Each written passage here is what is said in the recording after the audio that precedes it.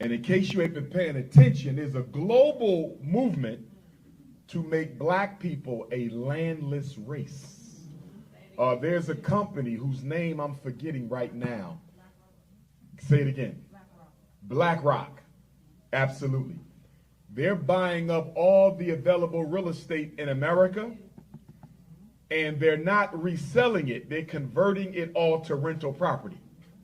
They want to make sure we own nothing. And while BlackRock is buying up all the real estate, Bill Gates is buying up all of the arable land. So you might ask yourself, why would a computer scientist be so interested in agriculture at such a late stage in his life?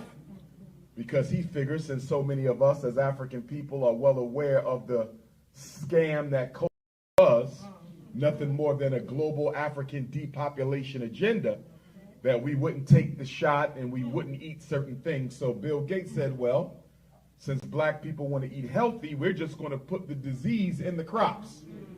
And so now, more than ever, brothers and sisters, you got to watch what you eat. In fact, Bill Gates' crops have already been outlawed in several countries around the planet. They won't even allow it to be imported in.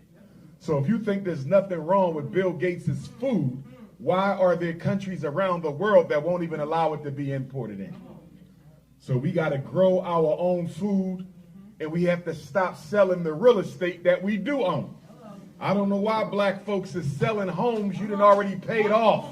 It took you 30 and 40 years to sell off, to buy off grandma's house, pay off the mortgage, and now you let these white folks come and manipulate you into selling a house that took your ancestors 50 years to pay off. And then with the money that you get from the so-called developer, you're going to end up with a new mortgage, because no matter what they give you, it's not going to be enough to cover the cost of the new house. And then I read that here in Sacramento, in the Black Oak Park section, they're gentrifying it.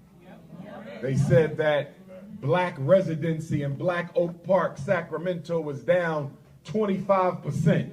And the culprit appears to be the University of California, Davis, is it? They have an Aggie Square project or something they're working on. Well, my question would be, why did we let them get started with it in the first place? For those of you who don't know, the biggest gentrifiers in the black community are not the white developers. It's the colleges and universities. In fact, if you do not know this, the number one job of the university is not education, it is real estate. And not only the universities are they some of the top gentrifiers in America, the fast food restaurants are some of the top gentrifiers in America. Did you know that McDonald's makes more money off real estate than hamburgers and fries? Yes, the hamburgers and fries is just a front. And it's the same thing with the universities. And why do they do the gentrification through the universities? Because if the university comes into the black community with a program disguised as help, we're not going to push back. Because who has a problem with the program for the homeless? Who has a problem with the program for the ex-offenders? Who has a problem with the program for the teenage mothers? Who has a problem with an entrepreneurial incubator program? So what they do all over America, it ain't just the University of California. It's the University of Pennsylvania, University of Michigan, University of Seattle, all of them. They come in disguised as help. And we buy into it because whatever it is they're pitching looks like it could benefit our community. And without us even paying attention to what they're really up to, they start buying over this house and buying up this block. They expand the project. But you don't say anything because this is for poor people. This is for homeless people. This is for our elderly. This is for our mentally ill population. Since it looks like they're helping us, we don't even recognize the takeover.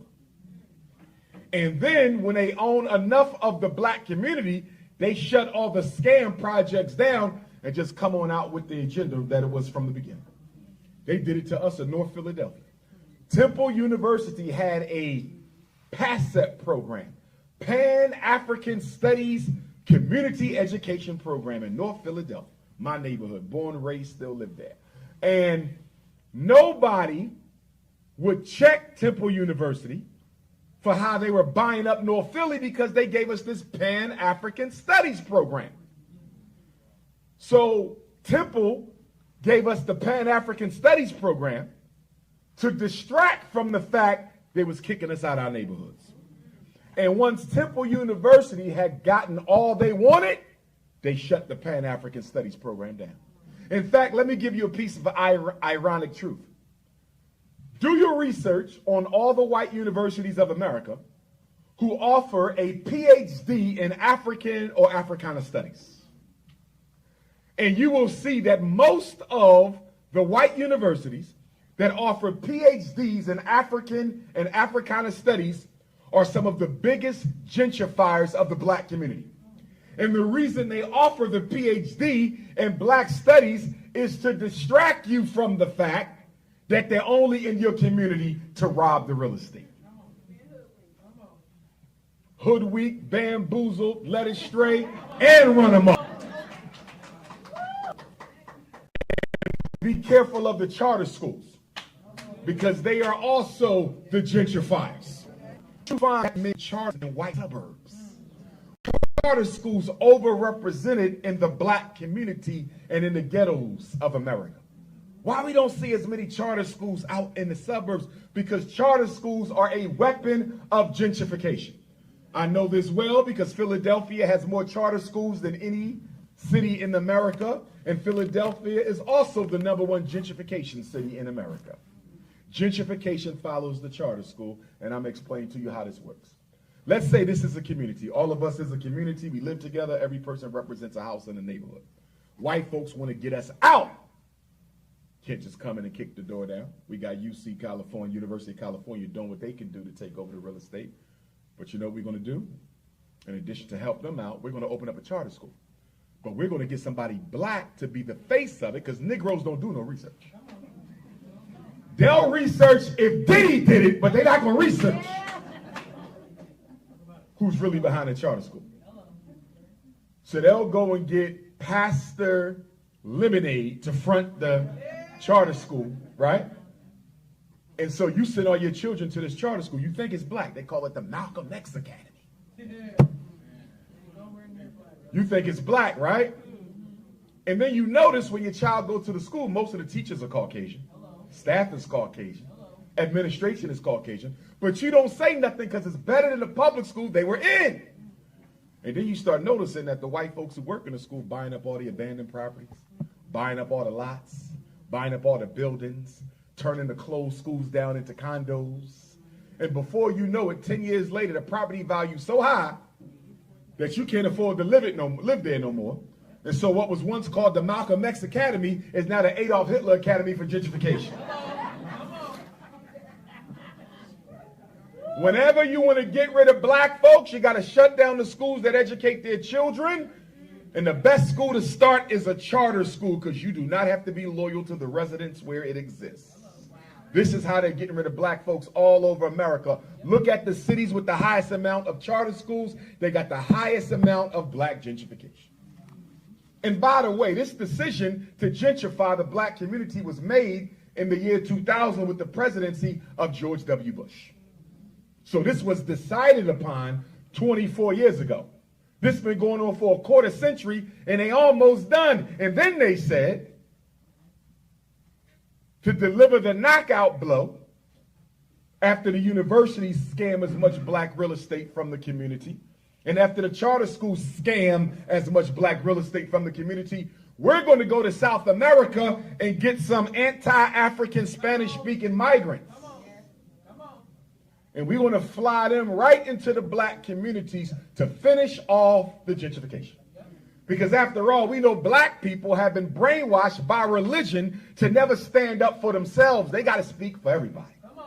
So since black people love speaking for everybody, we're going to start bringing everybody into their community to finish off the gentrification project. Look at Chicago. I was just there. How do you let Governor DeSantis fly a plane full of fly a plane full of migrants from Florida to Chicago? And the governor of Texas to do the same. And y'all don't think there's not a federal mandate to do this? You just going to airlift thousands of people from a southern state, bypass all these half-empty white states on the way, and drop these people off in the two most crowded cities in the country, Chicago and New York, which happen to be our two blackest metropolises. That's why they're there, to destroy black power. See, when Joe Biden was running for president, and y'all didn't pay attention, because y'all love picking cotton on the Democratic Party plantation. Negroes love a plantation. You can't wait to get to a plantation. Joe Biden came into office and said, I want to fast track 11 million immigrants to full citizenship. Black folks ignored it, but I didn't. I went right to it. I said, y'all know what this means, right? Biden knows he's not going to do nothing for black people, because he was Obama's vice president, and he saw black people didn't make Obama do nothing for them. So if the Negro don't have to serve you, I damn sure don't. So since he knew he wasn't going to do anything for you, he said, when my re-election comes around, in order for the Democratic Party to hold on to the White House, we're going to need somebody to substitute for these blacks, because they're not coming out again. So the migrants are here to replace the Democratic Party dependence on the Negro voter. Oh, yes. In Chicago, the migrants can vote even though they're not citizens of the country. In Chicago, the migrants can be police even though they don't even know the law. This is a purge. They're getting all the food stamps. They're getting all the health, all the homes. There's schools that were shut down in New York and Chicago, and the city said, we can't afford to operate these schools for black children. But when the migrants showed up, they opened the schools back up, renovated the schools. And now the migrants got their own schools with apartments upstairs. On your tax dollar, ain't worked a day, ain't paid a penny. See, America feels strongly she can get rid of the last of us.